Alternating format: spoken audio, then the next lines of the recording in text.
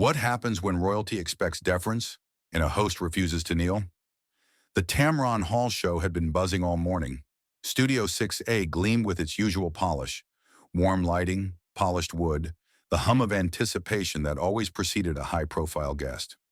Prince Harry entered not with the warmth of a celebrity, but with the carriage of entitlement, his navy suit perfectly pressed, his eyes flicking across the audience as though weighing them.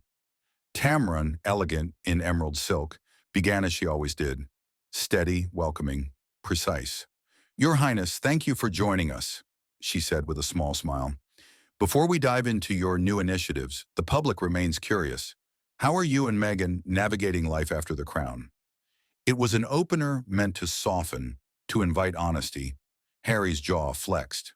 "We're thriving," he replied sharply. "Frankly, I find it exhausting that people believe they're entitled to dissect our marriage. Perhaps they should focus on their own failures." A ripple of discomfort passed through the crowd. Tamron didn't flinch. She nodded as though expecting the bite. "Fair point," she said evenly, "but much of the speculation follows your public interviews, memoir, and docuseries. Do you think openness invites scrutiny?" Harry leaned back, lips twisting into something near disdain. "We don't invite anything. We correct lies. That's called self-defense, not an open door." The audience clapped, polite but cool, sensing the edge. Tamron calmly shuffled her notes. "Let's go deeper. Some say you wrestle with stepping away from royal duty. Do you ever feel conflict about that decision?" Harry's smile hardened. "No, the conflict exists only in the imaginations of tabloids. I never wanted a life of parades and empty ceremonies. I chose freedom. Anyone who can't accept that is blinded by nostalgia." The words landed not as conviction, but contempt. Murmurs rose again. Tamron tilted her head. Some would argue those ceremonies symbolize service, that walking away meant abandoning responsibility. "Responsibility?" Harry snapped, his voice sharper. "To be a mascot? To wave at people who don't know me? That's not responsibility. That's exploitation." Gasps rippled through the rows. Tamron's expression remained tranquil. "Others might call it tradition. Do you think your disdain is personal, rather than systemic?" Harry's eyes narrowed. "Are you suggesting I left out of spite? Please, anyone with half a brain can see the institution is rotten." And there it was, the insult, naked and heavy. The audience stiffened. Some frowned. A young woman shook her head. The warmth that had greeted him cooled into quiet disapproval. Tamron didn't rise to the jab. She simply leaned forward, her voice calm but edged with steel. "Our audience is quite intelligent, Your Highness," she said softly, "and they came to hear truth, not contempt." The applause that followed was sharper, louder, more approving, directed at the host, not the guest. Harry's eyes flicked to the crowd, and for the first time, the prince looked cornered. By the second segment, the atmosphere had shifted entirely. What began as curiosity had crystallized into tension. Harry sat rigid, one leg crossed over the other, his tone clipped, defensive. Tamron's composure was unbreakable. Each question was a scalpel, exposing the contradictions Harry tried to bury under practiced outrage. "You've spoken of injustice," Tamron said, her tone steady. "But critics point to the lucrative deals, the memoir, Netflix, the podcast. Do you see why some say the narrative doesn't match the fortune?" Harry's head snapped. "Oh, here we go. The obsession with money. We built opportunities because we were cut off financially. Should we have lived in poverty to appease your sense of morality?" Tamron's lips curved into the faintest smile. "There's a difference between survival and empire building. Critics say the story you sell, struggle and silencing, doesn't match the wealth you've acquired. That contradiction is what they question." The crowd murmured approval, the first rumble of alignment. Harry bristled. "People prefer fairy tales. The poor little prince cast out by the palace. Reality is complicated, but most people aren't intelligent enough to grasp it." That was the breaking moment. The room reacted instantly. Groans, gasps, even a few boos. The public had tolerated his grievance until he turned it on them. Tamron's eyes sharpened. "So when questioned, your answer is that people aren't intelligent enough to understand you?" "Yes," Harry shot back. jaw tight. They twist everything. They never will. The silence was devastating. The audience shifted, restless, the weight of arrogance pressing heavy. Tamron let it linger, then spoke, her voice quiet but commanding. Perhaps the issue isn't their intelligence. Perhaps it's your unwillingness to accept accountability. Applause exploded, not loud in numbers but sharp in intent. Harry flushed crimson. He tried to redirect. Accountability? Don't lecture me about accountability. I lived through trauma you could never understand. And yet, Tamron countered gently, you've chosen to narrate that trauma repeatedly in public. Each time the story shifts, each time the blame grows broader.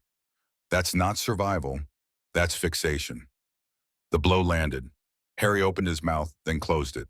The audience clapped harder. A man in the second row muttered, "Finally!" loud enough for the microphone to catch. Tamron didn't gloat. She simply moved on. "Let's talk about your family," she said, tone even.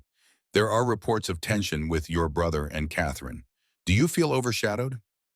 Harry gave a brittle laugh. "Overshadowed? Please. I brought honesty, modernity, courage. William only shines because the palace shields him. Without that, he wouldn't last a week."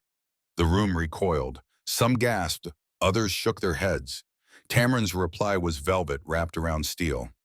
"So you believe his popularity is artificial, manufactured by machinery?" "Of course," Harry sneered. "He plays the role, he smiles, he parades, he's a puppet." The words didn't wound William. They wounded Harry. The audience murmured, some visibly disgusted. Tamron clasped her hands. "Some might say that sounds less like critique, more like envy. Do you envy your brother's steadiness, the respect he commands?" Harry's smirk faltered, then stiffened into anger. "Envy? That's laughable. I left by choice. I'm above that circus." The crowd wasn't convinced. Their silence was no longer polite. It was judgment. Tamron leaned forward, voice lower. "You say you're above it, yet here you are, circling the same grievances, the same comparisons. If you've moved on, why do you sound chained to what you left?" For the first time, Prince Harry had no answer. The silence spoke louder than any words. And the audience, sensing the fracture, sided firmly with the host. The final segment began without flourish. No opening music, no scripted charm, just Tamron Hall and Prince Harry under lights that revealed too much. Harry's mask had cracked, and the public was watching every fragment fall. "You insist you've built an independent identity," Tamron said, voice soft but sharp. "Yet every answer tonight returns to the crown. Without it, without the name you condemn but depend on, would you be here at all?" Harry's cheeks flushed. "How dare you reduce me? I had a career in the military. I fought. I served." Tamron nodded. "And many respect that service. But they also see a man who profits from the palace while despising it, who asks for privacy but sells confession, who demands sympathy while offering disdain. That contradiction is what people see." The audience applauded, louder now, certain. Harry slammed back. "This is a setup. You brought me here to humiliate me." "No," Tamron said firmly. "I brought you here to be accountable for your words." Harry turned to the audience, desperation seeping through. "If you were smart, you'd understand." That was it. The audience recoiled, offended, murmurs rising like a tide. Some booed openly, others crossed their arms, disgust written across their faces. Tamron leaned back, her composure unbroken. And then, with a voice that cut the air clean in half, she said the words that would define the broadcast. "Enough is enough." The studio froze. Tamron's eyes locked on Harry's. "We do not insult our viewers here.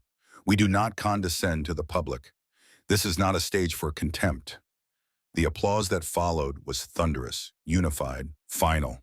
Harry stood abruptly, his chair scraping across the floor. "I don't have to sit here and take this," he barked, his voice trembling with rage.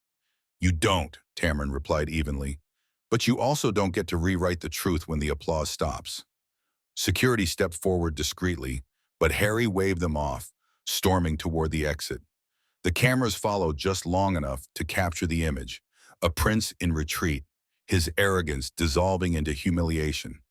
The studio erupted, some clapping, some gasping, but all aware they had witnessed a reckoning. When he was gone, Tamron turned to the lens, her face calm, but her words ringing. This wasn't cruelty, it was accountability. Public figures don't get to shift their stories without scrutiny. Celebrity is not credibility, and truth doesn't bow to titles. The screen faded to black. Clips flooded the internet within minutes. Headlines screamed, Tamron Hall stands her ground. Prince Harry walks off in anger. Enough is enough. And for once, the public wasn't divided. The consensus was clear.